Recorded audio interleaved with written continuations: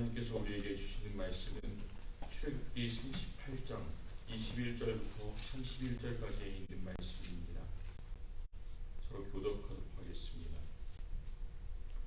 성막 곧 증거막을 위하여 레위 사람의 쓴 재료의 물목은 제사장 아론의 아들 이다말이 모세의 명대로 계산하였으며 유다 지파 선자요 우리의 아들인 살렐은 여호와께서 모세에게 하신 모습을 만들었고 단 지파 아히사막의 아들 오홀리압은 그와 함께하였으니 오홀리압은 재능이 있어서 조각하며 또 청색, 자색, 홍색 실과 가는 배실로 수놓은 자더라. 성소 전체 비용으로 드리는 금은 성소의 세겔대로 20달란트와 730세겔이며 조사를 받은 회중에 드린 은은 성소의 세겔대로 100달란트와 1775세겔이니 조사를 받은 자가 20세 이상으로 60만 3,555명인즉 성소의 세겔대로 매인에게 한 배가 곧 다스리실이라. 은 100달란트로 성소의 판장 받침과 문장 기둥 받침 합 100을 부어 만들었으니 매 받침에 한 달란트씩 합 100달란트요. 2775세겔로 기둥 갈고리를 만들고 기둥머리를 싸고 기둥 가운데를 만들었으며 드린 놋은 70달란트와 2400세겔이라. 이것으로 회왕은 기둥 받침과 놋단과 놋물과 단의 모든 기구를 만들었으며 같이 읽겠습니다. 뜰의 사면의 기둥 받침과 그 문장 기둥 받침이며 성막의 모든 말뚝과 뜰 사면의 모든 말뚝을 만들었더라. 아멘. 하나님께 성막을 만들라는 명령을 받은 이스라엘 백성들은 각종 필요한 재료들을 즐거운 마음으로 하나님께 드렸습니다. 또 하나님께서는 유다 지파에서는 부살레 그리고 단 지파에서는 오홀리압을 성막 제작을 위한 그런 감독으로 부르셨고 또 그들은 하나님께서 성령을 부으신 지혜 있는 사람들과 함께 협력해서 이 하나님의 모든 성막 만드는 일들을 진행해 나갔습니다. 36장부터 38장까지에서는 하나님께서 명령하신 각종 성막 기구들의 모양과 크기가 아주 하나씩 어떻게 쓰였는지 그 내용들이 자세하게 기록되어 있습니다. 그리고 오늘 우리가 읽은 말씀 마지막 부분에서는 금, 은, 놋의 금속 재료가 이 성막 전체의 제작을 위해서 얼마나 사용됐는지를 설명하고 있습니다. 잘 모르시겠죠? 읽으면서 얼마나 큰 양이 사용됐는지를. 그 짧은 시간에 성막 각 기구들의 자세한 모양과 크기와 또 의미들을 일일이 설명하기에는 너무나 짧을 것 같습니다.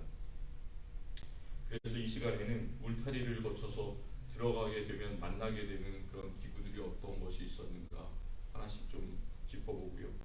또 하나님께서 성막을 주신 전체적인 뜻을 한번 같이 생각해 보았으면 좋겠습니다. 전체 성막의 가장 바깥쪽, 그 성막이 이렇게 직사각형으로 되어 있는데요. 가장 바깥쪽에는 울타리가 있었습니다. 울타리를 말뚝을 박아 만들었고요. 그 말뚝에 텐트 보면은 바람이 불면 날아가잖아요. 그러지 못하게 이렇게 끈으로 묶어서 갈고리를 걸어서 그걸 지탱했습니다. 그 울타리 천이 이렇게 텐트처럼 덮여 있었는데 그 울타리 천은 세마포, 즉 고운 모시로 만들어졌습니다. 그리고 울타리는 직사각형으로 되어 있습니다. 한번 이미지를 상상해 보시기 바랍니다. 그 북쪽과 남쪽은 약 150피트 정도 되었고요. 그리고 동쪽과 서쪽은 그 반절인 75피트로 되어 있었습니다. 그렇게 생각보다 큰 규모는 아니죠. 150피트, 75피트 직사각형. 그리고 울타리 안으로 들어가기 위한 출입문은 동쪽에 있었어요. 그래서 동쪽에서 사람들이 들어오면 서쪽으로 가면서 하나님께서 명령하신 그 기구들을 만나게 되었습니다. 그 출입구 맨 바깥에 있는 그 출입구의 크기는 22피트 정도 되었다고 합니다. 그리고 울타리 안으로 이제 들어오면 그 바깥쪽 절반과 안쪽 절반으로 정확하게 나눌 수 있었는데 바깥쪽 절반은 외부 뜰이라고 불리는 그 공간이었어요. 그리고 안쪽 절반은 여러분들이 아시는 것처럼 성막 혹은 회막이라고 불리는 그 아론을 비롯한 아론의 아들들 제사장들이 하나님께 예배하는 공간이었습니다. 이제 외부들로 들어오면 그 외부들에는 정 가운데쯤에 가로 세로가 약 2.3m, 높이가 1.4m인 그 제물을 태워서 드리는 그 공간, 번제죠. 전체 태워서 드리는 번제단이 있었고, 그리고 번제단을 지나면 성막 쪽으로 가는 그 가운데쯤에 물두멍이 있었습니다. 그 물두멍에서 제사장들이 성막에 들어가기 전에 자기 몸을 깨끗하게 씻었습니다.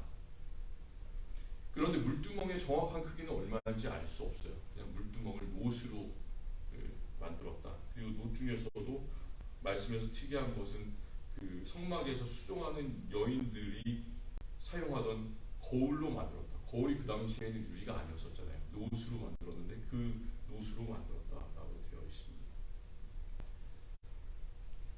그리고 물두멍을 지나가면 드디어 이제 예배하는 장소인 성막이 나옵니다.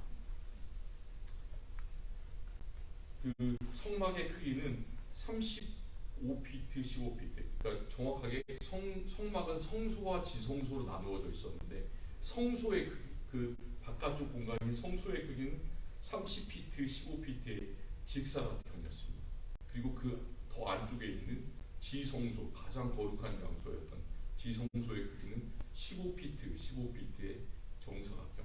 별로 크지 않잖아요. 15피트, 15피트. 한번 생각해 보시기 바라고요. 그 성소의 크기, 지성소 이제 바깥에 있는 성소에는 어떤 것이 있었냐면 분향단, 성소를 밝히는 등대, 진설병과 숟가락과 잔과 병을 놓았던 그 상, 그것이 있었습니다.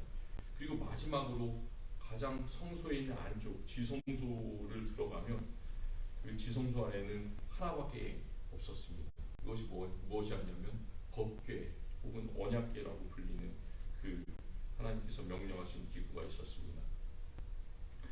그 법궤의 크기는 크지가 않았습니다. 길이가 약 3피트 9인치, 너비가 약 2피트 3인치, 높이도 마찬가지로 2피트 3인치였고, 그 법궤 위에는 법궤와 크기와 똑같은 법궤 뚜껑이죠. 근데 법궤 뚜껑이라고 불리지 않고 속죄소, 다른 말로 시은자라고 불리는 그 뚜껑이 있었습니다.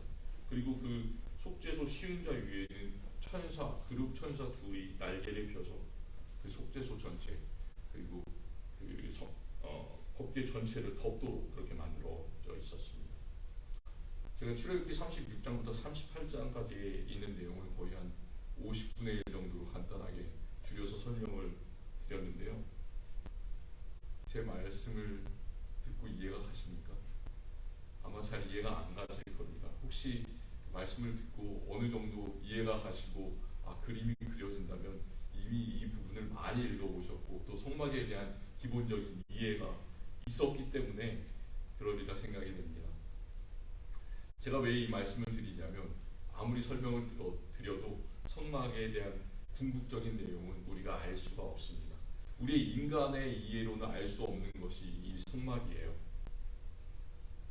성막은 하나님의 미스테리와 같은 그런 장소였습니다.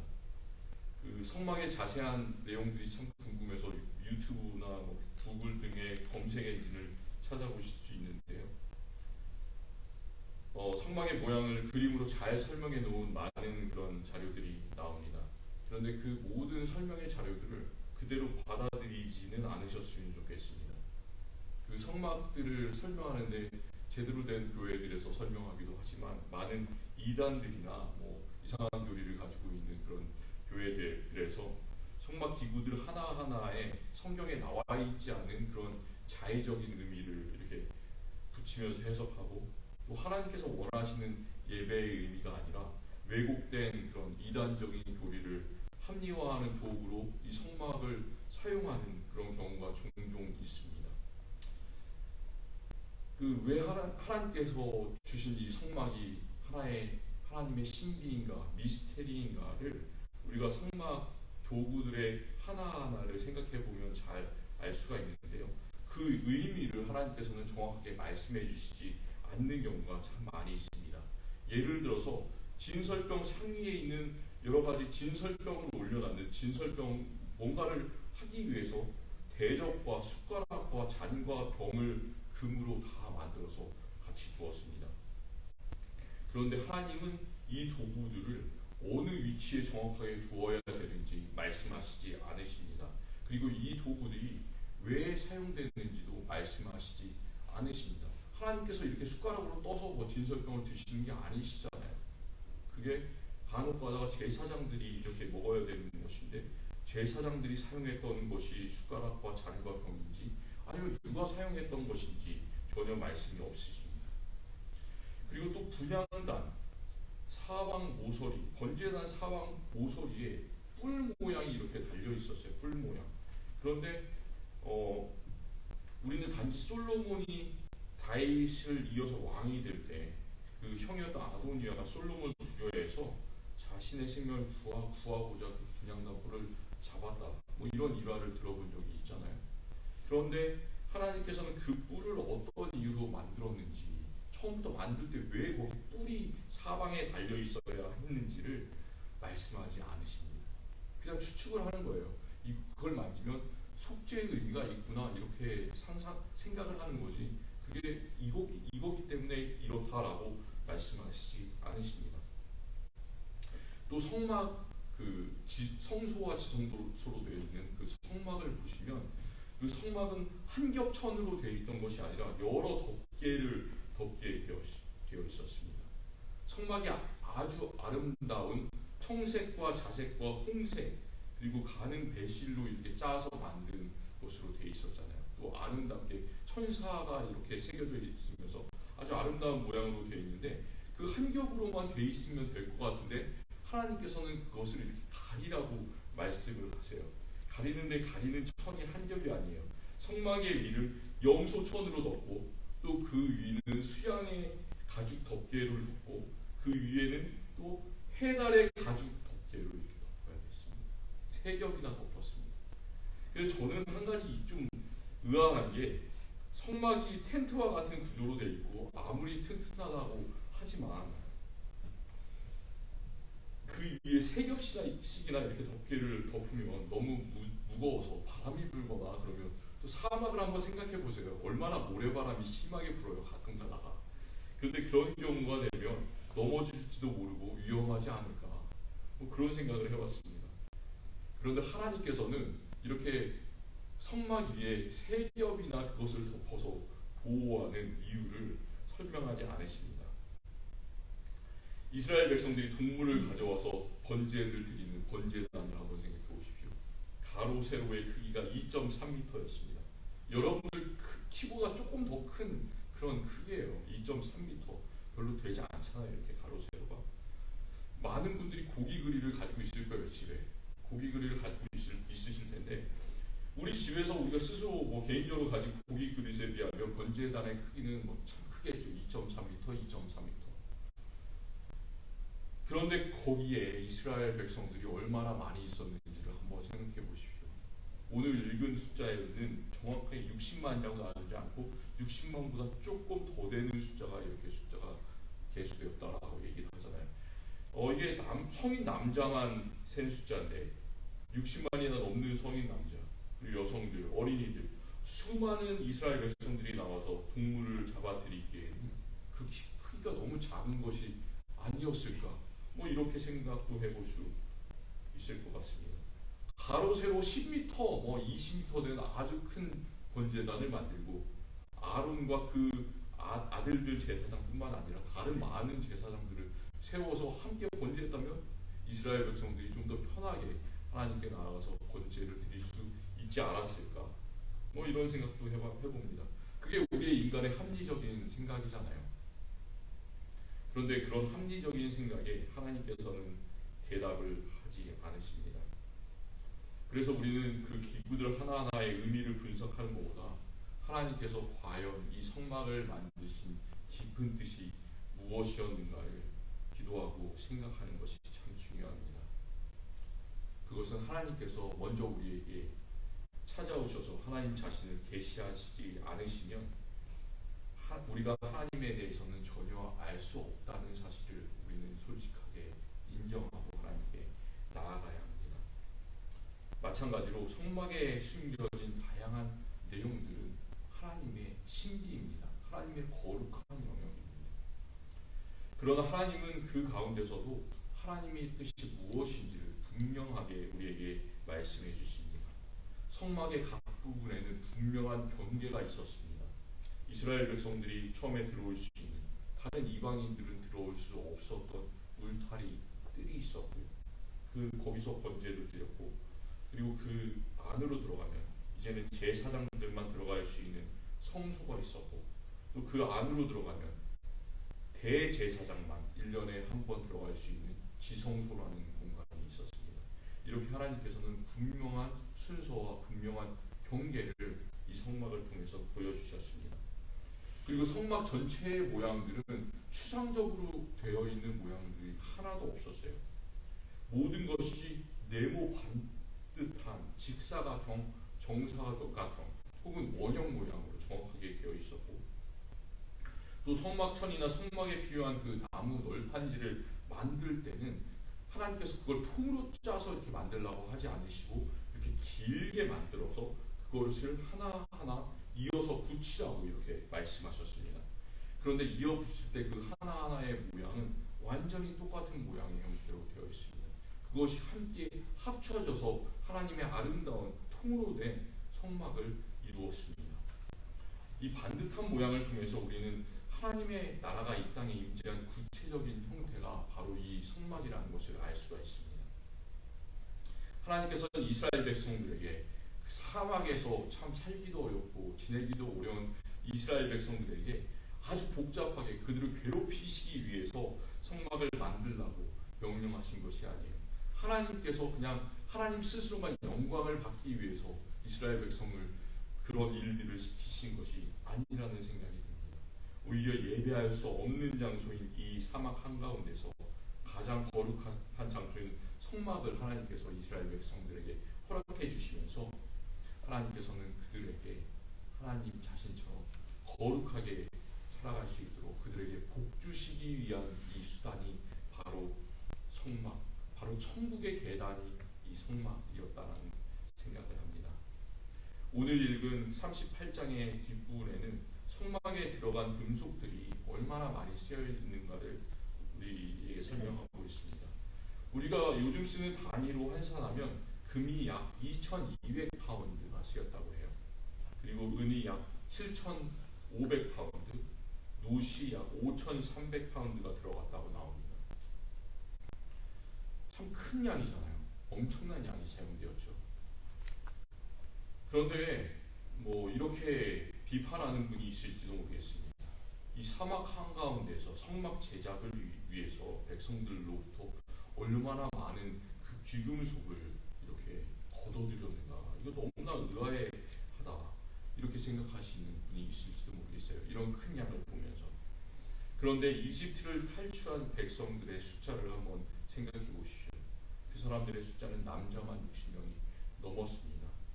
그래서 오늘 말씀을 보시면 그 말씀 속에서 그냥 전체로 사용된 달란트 세겔 숫자만 얘기한 것이 아니고 한 사람당 성소의 세겔로 매 사람에게 한 배가 곧 반세겔씩 이렇게 걷어들였다라고 이야기를 합니다.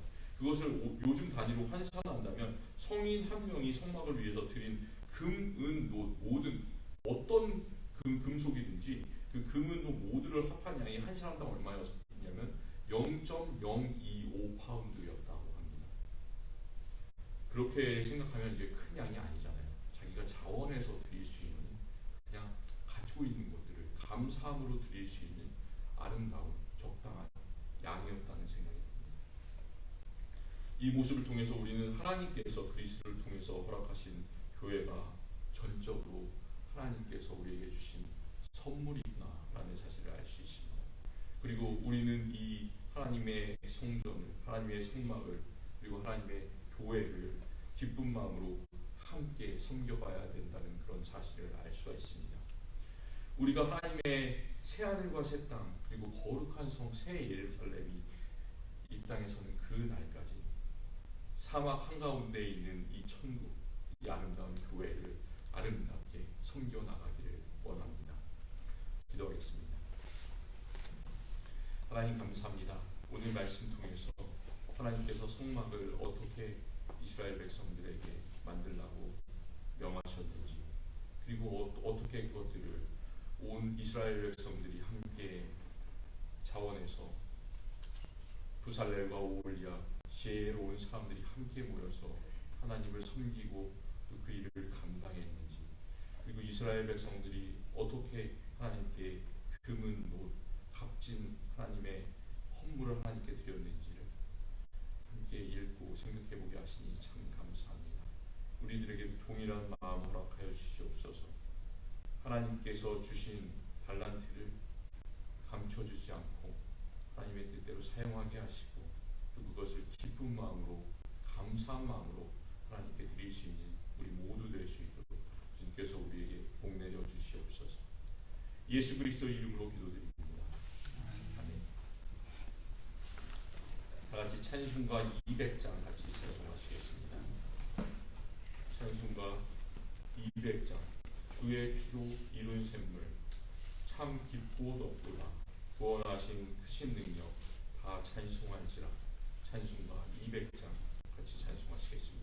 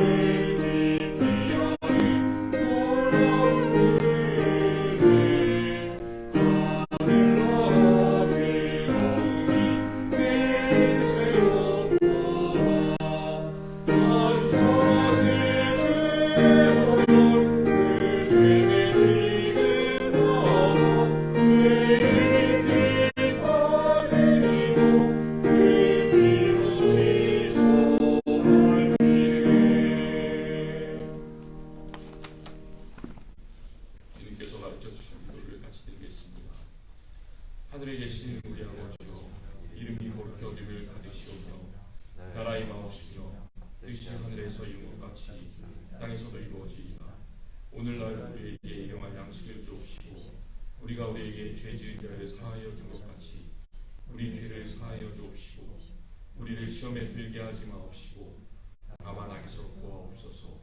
대개 나라와 권세와 영광이 아버지께 영원히 있사옵나이다.